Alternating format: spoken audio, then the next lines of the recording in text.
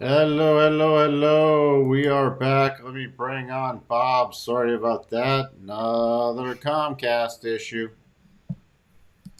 Coco, I can't change my internet provider. I got literally one that's fast enough, besides my backup, which is cellular, and that's for backup. I don't have another internet provider that's fast enough to stream from. I got Comcast, so like a lot of other people in my area. That's it. Got a monopoly. So that's just the way it is. And I get this email. Oh, we've increased your speeds. We've upgraded your service. Yeah, but it won't stay up. So fantastic.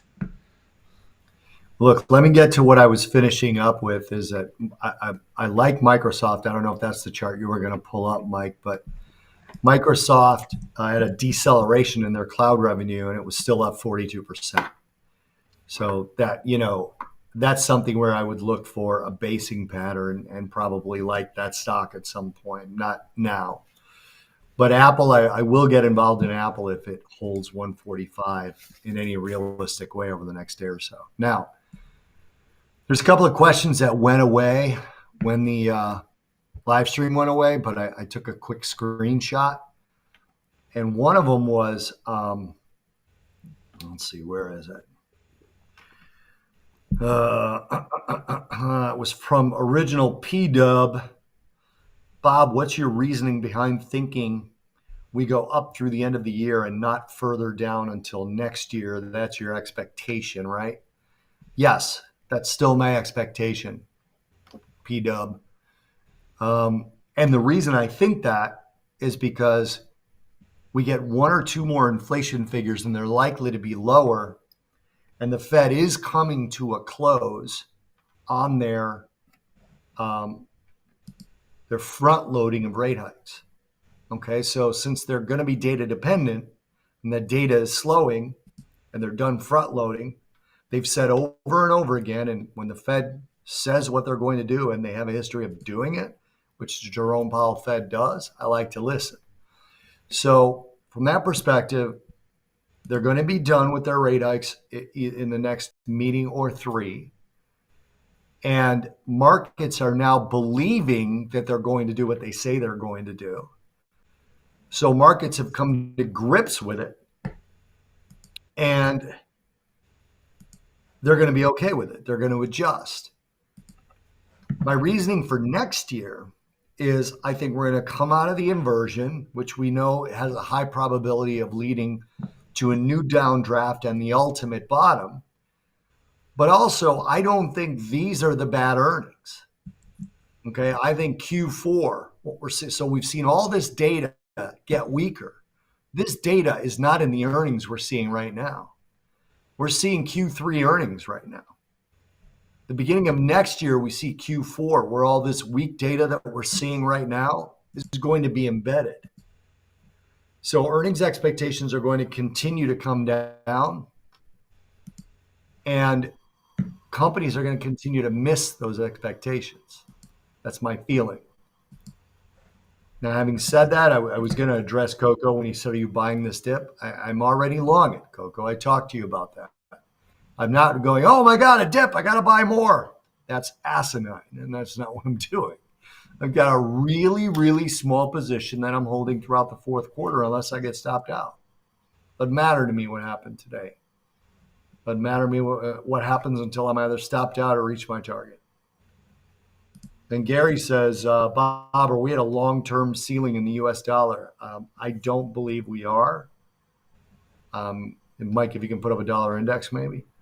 I don't believe we're at a long-term ceiling for the U.S. dollar. I think there's going to be some flight to quality spikes. I think short-term, we're likely to head lower. But long-term, I don't believe we're at a long-term top yet. No. I reserve the right to change that. And I don't have any sort of like position level opinion in the dollar. we have what I'm watching on the weekly, because it's the against the weekly rotation zone, so it's a lower probability. We need a weekly close But so far, if it holds up tomorrow, there's no weekly trigger on the double top and the dollar. So we'll have to see tomorrow how that is. Coco wants to know what's your target for your long. I don't think I'm giving that to Coco. Last time he said he was going to do the opposite of my target. My target is a close above the third quarter close. There you go, Coco. Above the third quarter close, you mean on for like the S&P? Yeah. All I said was that I thought the fourth quarter would be positive versus Q3's close. And what's your all right? That would be So, September close. It's not that hard to do. well, what this is too complex for my feeble mind, Bob. You put up a monthly and look at September's close. That's it. September's close, but that was way down here, Bob. Yep. That's why people are like, are you bullish? I don't know if you want to call that bullish. Sure. Go ahead. Call it bullish. Where's your stop then? My target is right around the 200 weekly. So. Yeah, which we've bounced off of repeatedly. So there you go. Again, with P-dubs, don't forget to smash that like button. I apologize, Mike. That's where my stop is. The target's around the 200 daily. Sorry about that. Well, that's a good target. Yeah. That's a good target. Your stop's below that weekly, which makes sense. Your target, that's once we get that key close above 39.24, that's right in the target zone. But you don't live bar to bar, Bob. Like, nope. I don't mean the bars you go get a drink. I mean the bar to bar. I mean, come on. Look at this. Imagine, and this is not exactly what happened, but imagine if I bought the open on October 1st or whatever the first day of October trading was. I think it was that was the 3rd. Okay, so imagine if I bought the open on the 3rd. Okay, now again, that's not exactly what happened, but imagine if I bought the open on the 3rd. How upset am I with today's move in the S&P? You're not. It doesn't matter at all. It's not even close to my stop. Not even close. Now, Coco said, are you shorting? Coco, what the hell does that mean? Why would I short if I'm long? No, he's a knucklehead. Hi, Mike Bob. Do you think the NAS is putting a long-term low? No. I don't either. I mean, no. Yeah. Look, if we define long-term as 3 quarters, 2 quarters, no, I don't. I have nothing personally that says the bottoms are in long-term. Yeah.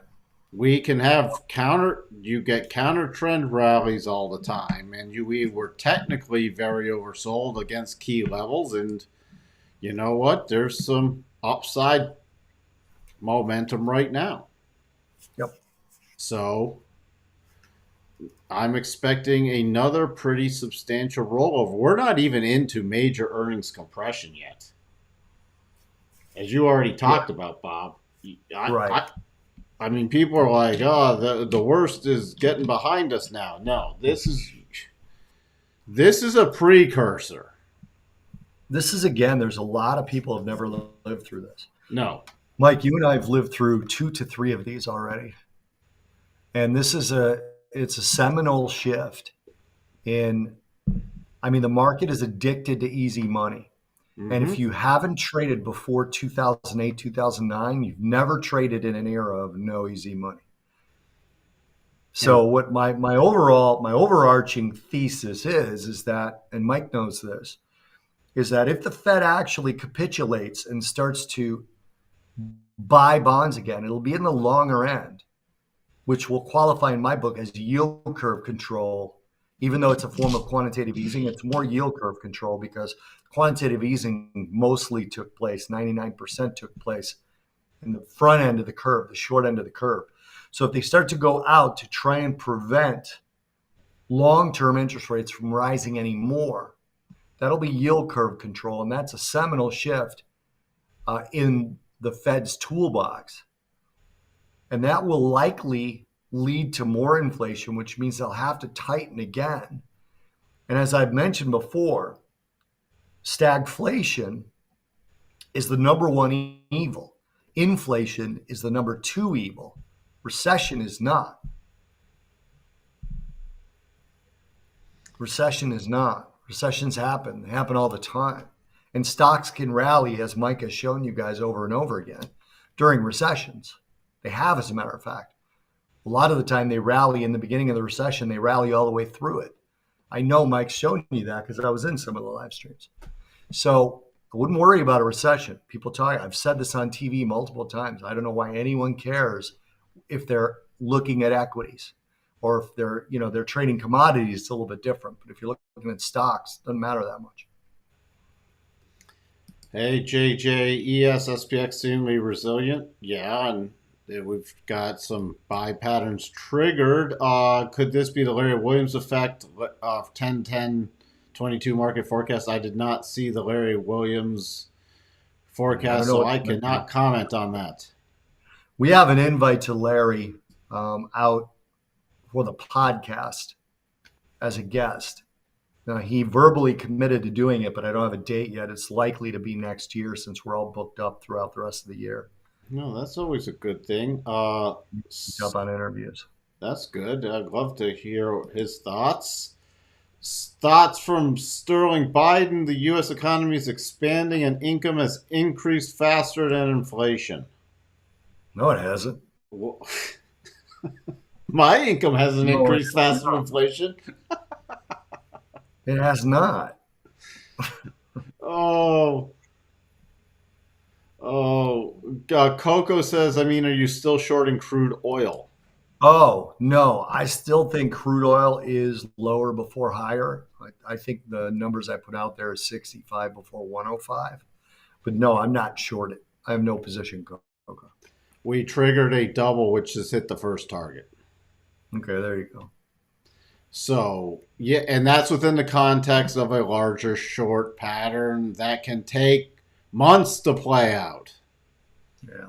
That's where people still confuse time frames. Just like back to the S&P, this actually was a little sloppy head and shoulders going in that ran down with the close, coming down to first, second targets, and then bouncing.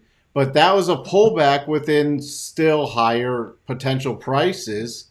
And look, it just retested this prior resistance to becoming support area. So you can be short within a long, and then be long, and then still in an overall macro perspective be short. It's how you position yourself in contradictory. If you're just trading very long term, then it would be, from my perspective, shorts only. If you're trading medium term, we have some bullish patterns, but you could be trading around a bullish pattern. Like you could have long-term shorts and be trading bullish patterns within the long-term shorts. And within that, if you were really micro trading, you could be going off and on with some shorter-term shorts or using those shorter-term shorts to reposition some medium-term longs. There's lots of different ways you can do things. That's why it's trading, and there's no one way. It's why people go, well, what's the trade? Again, on what time frame? Exactly. Different people trade different time frames. I don't really trust the opinion of anyone who wasn't trading before 2000. Well, there you go, strategy. There you go. I agree. That's not about trust, but I'm just saying, like, if you haven't experienced it, you have this idea that it can't happen. And it can. It might not, but it can. Hey, JJ, we talked PCE in the first session, so Mama Mia, if Bob is long, time to buy this dip. Bob, are you a trade signal? No. If anything, I'm in the... There was a guy when I was a broker, we called him the indicator, that he was literally, you could trade the opposite of him and make so much money. Jim Cramer? Yeah. No.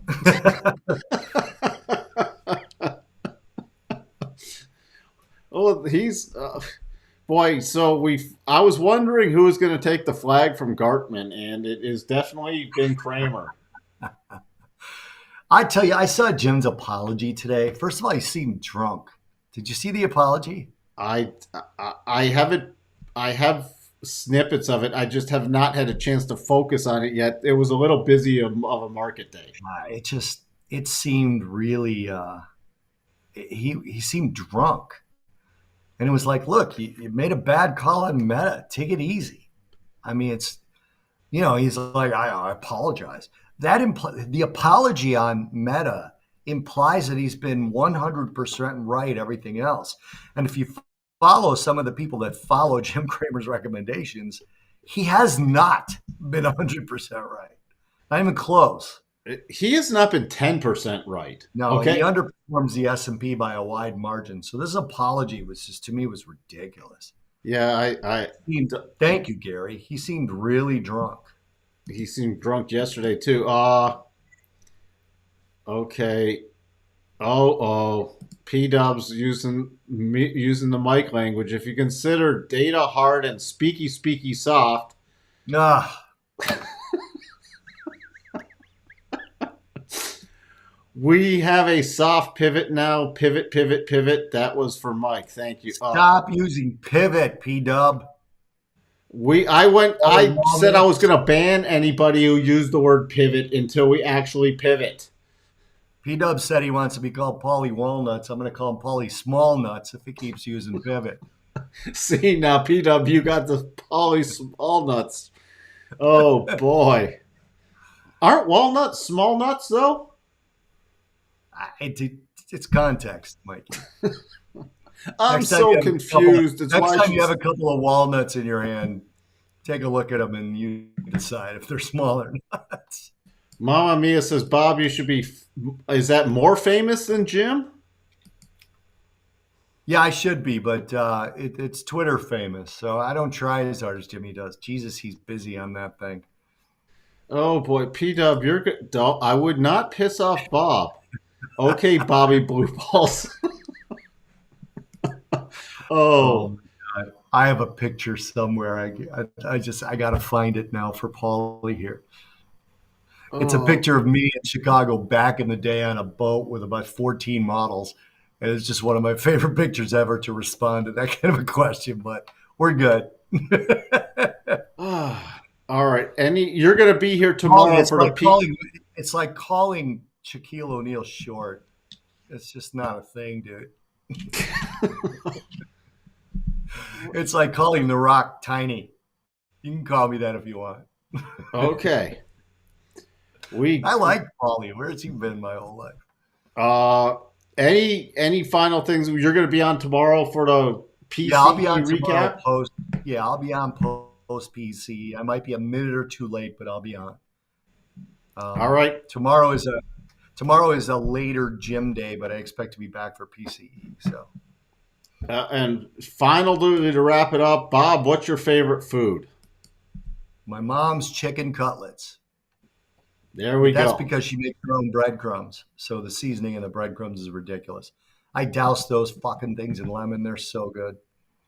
Well, and there we have it.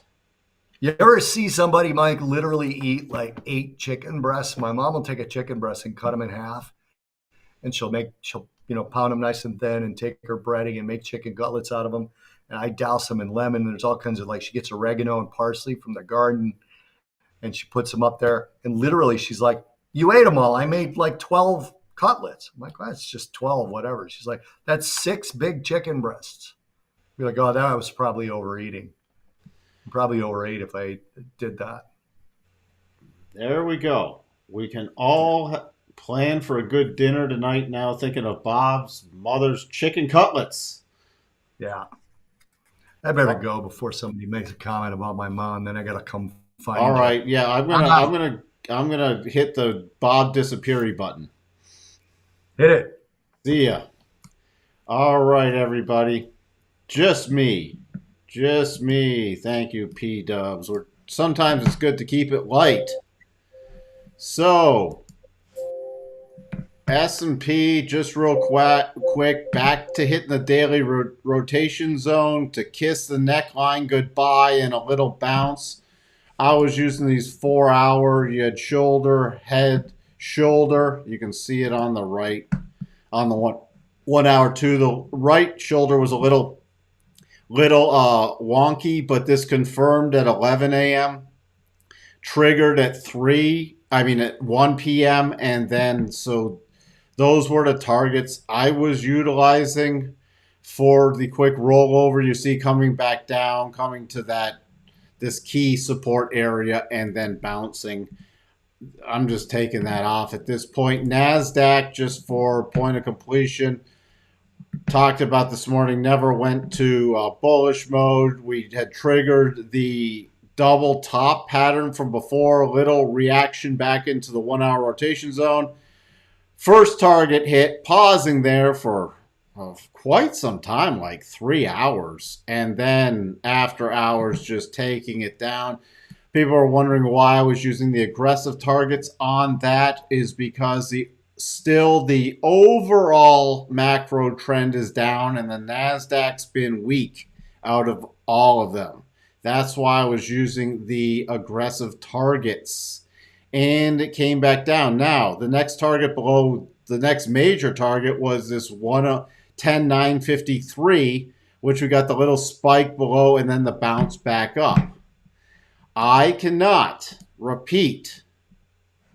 That's why this stuff is so handy. I've said this before, until we get the close below the 62.5. I can't get bearish for a retest of the lows. So far, it's absorbed some pretty bad earnings. Overall, still, let me jump back to the S&P. S&P, still, this pullback does not invalidate the head and shoulders at all. And on the NASDAQ, this pullback does not, unless it were to close, and this day's closed. It closed 22 minutes ago, so this did not. So either tomorrow it would have to trade back below 10,797, or we'd need a tomorrow close below 10,953. And why are those still the original stop levels? Because we did not hit stop reduction yet. Overnight,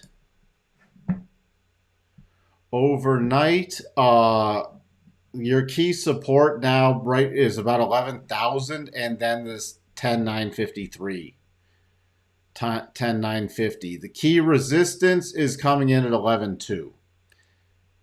So that's where you sit on the NASDAQ.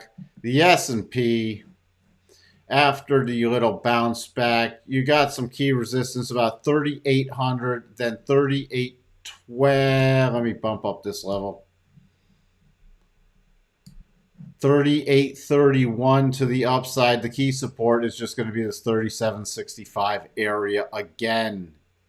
You have a fair amount of support in that. Not only from this back from the Tuesday the 18th little high area, which actually had some decent volume up here.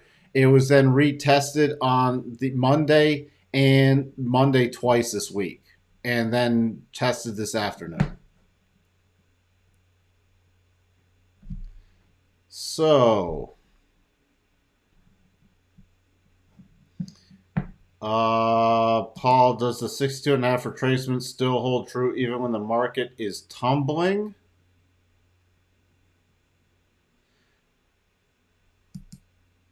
It still holds true, yes. So roadblocks closed above this. So yeah, it's going to take a pretty substantial retracement to invalidate stuff. And so that does not mean you can't. This is on a daily chart, so that does not. You could even pull back to 43 and not invalidate that. And you're at cycle tops, and you're at overbought.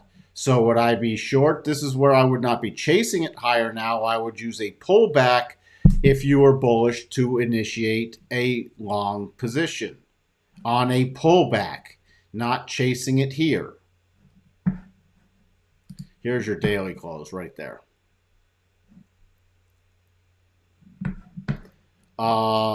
So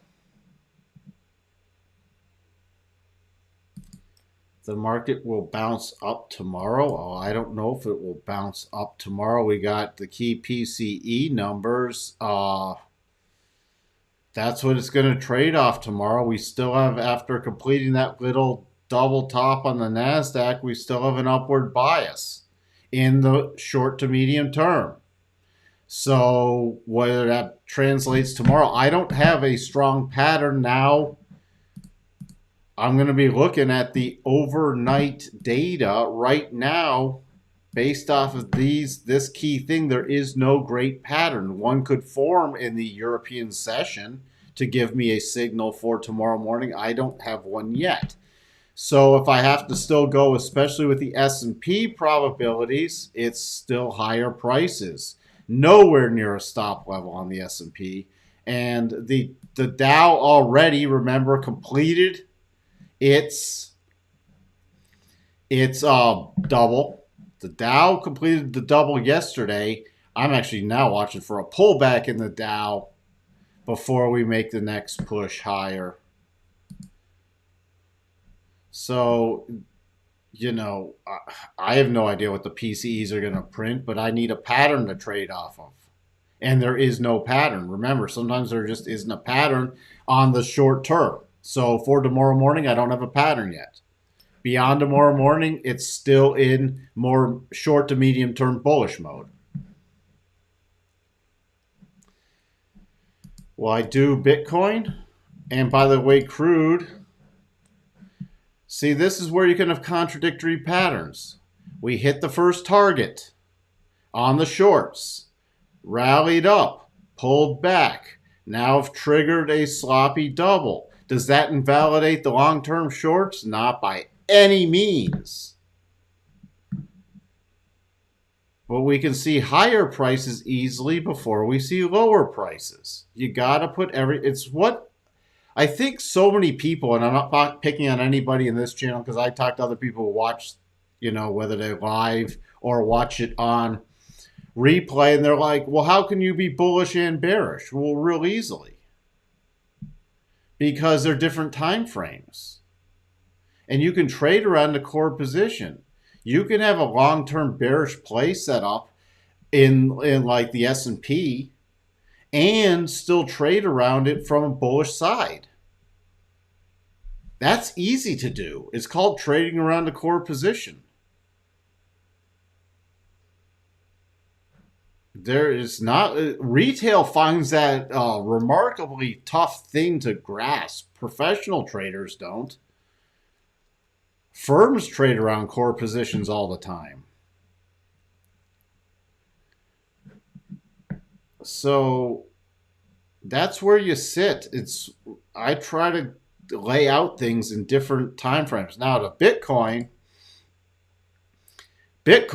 still no close above 20,500 right now. Watch this level, this little pullback. Let me drop this level a bit since we bounced off. What you're watching for the bullish play now. This is on, remember I talk about things on a shorter term where I like a break and a pullback. This didn't quite eke out the close, but we're pulling back to retest. So now the rotation back up would be even more bullish for Bitcoin to run to the 22.4. Again, don't mix this up. This does not mean Bitcoin to 60,000. This means Bitcoin to possibly 22.4 after the rotation back up. If this keeps pulling back and collapses back into this horizontal channel, that is over. We did not get the rotation back up. And the next key support level will be 19,550 area.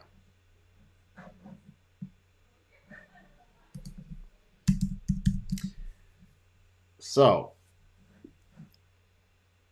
Apple, by the way, I'm watching to see where this goes tomorrow. Whether this key area is one. Let me give you the 141.17.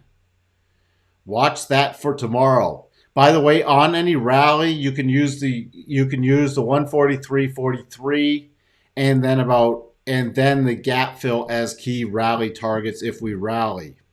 But watch for this 141, what did I say, 17 or 13? Now it's blocked. I think it was somebody tell me what it was. I'll have to double check it after this is over. You could put up your harmonic yourself. It's from the low at the 13th to the high at the 25th. Why? Because we closed below there. It favors a retest of the lows from the 13th.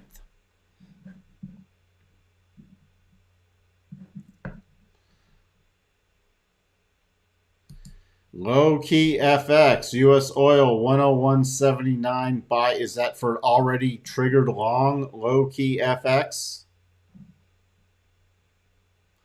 If it goes through the midpoint, yes, Christoph. Where else? What else do I need to look at? We already notes tagged off the 62.5% harmonic and the little short-term harmonic projection today. So this gets key for me tomorrow. This gets key for me tomorrow at the 112 area for a closing basis. Well, above 112, we should see a rally to the 50-period exponential back at 113.09. A rollback down, though, then I'm watching for a pullback play. VIX will be interesting, but remember the double has triggered, and so far we've got some minor follow through. Now, if we do go into pullback a little more, this pattern's not anywhere near being invalidated, but your major resistance is 28.50.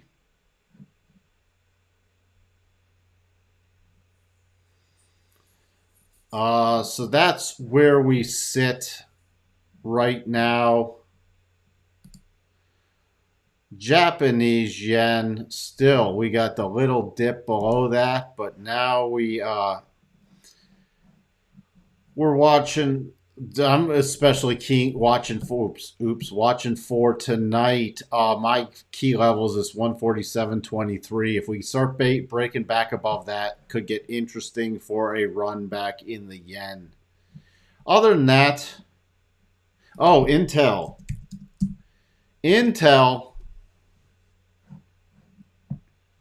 got the little pullback, but again, there's long-term stuff. Oh, post bounce up. Intel with their earnings, I know somebody put it in before, but was a beat on EPS and revenue. Again, this is a long-term play. This is not short-term. And when the market rolls over again substantially, it will probably be a drag on Intel. But it's really great for building a core position. Also, from what I talked about the other day, selling some covered calls at key resistance and at cycle tops, and then harvesting that on, little pullbacks, depending on your option expiration. I'm not even worried about stuff getting called away in Intel because there'll be pullbacks to re-add with this on a long-term basis. Watching for a more substantial, interesting break play, because if we do get above 27.83, we could, with a bullish market, easily run to 29. So there could be some interesting plays for continued upside with Intel now that earnings are out of the way. Good response to the earnings report. I mean, it's up from its close. Still in a major consolidation area. But this is not something to, first reaction to the rotation zone, start paying attention. If we get back above here, besides that 29 target I was just talking about, you are into somewhat of a weekly decent sized clear path and also in a daily clear path. So that target of the 50 and then above there, this 30-32 area.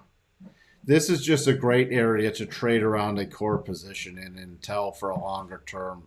Longer term with, I've talked about this before, many times with the nice, really nice dividend yield.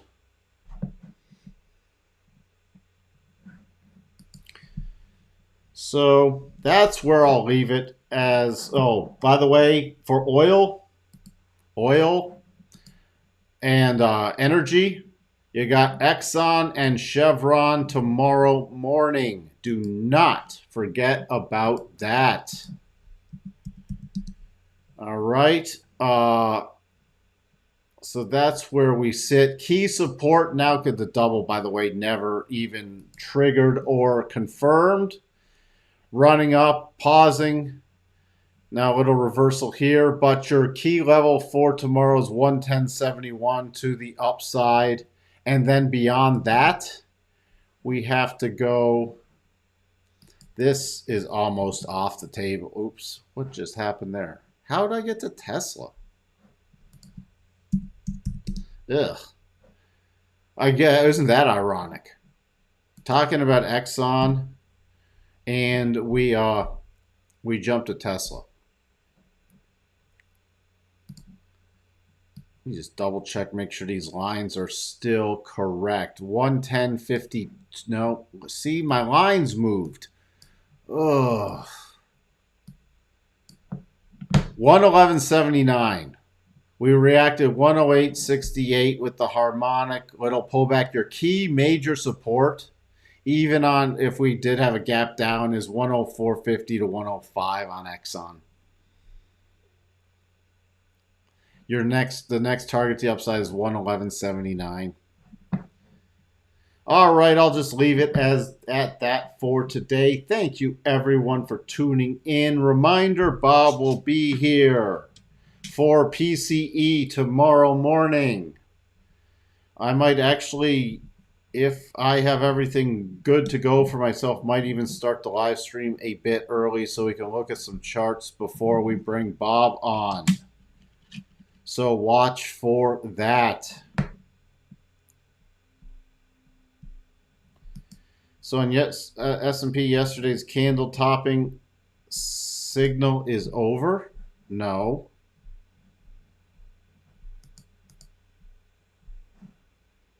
We didn't have. We had for trailing stops hitting this down. It can still fall further. Again, I don't have any other patterns. We've returned to the rotation zone. We still are at cycle tops.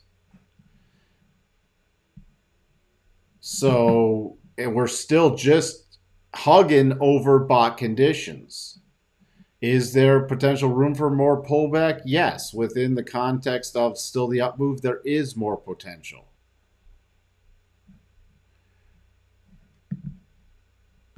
But beyond that little head and shoulders, which I took off, there was a final little for a final target, but we came really close.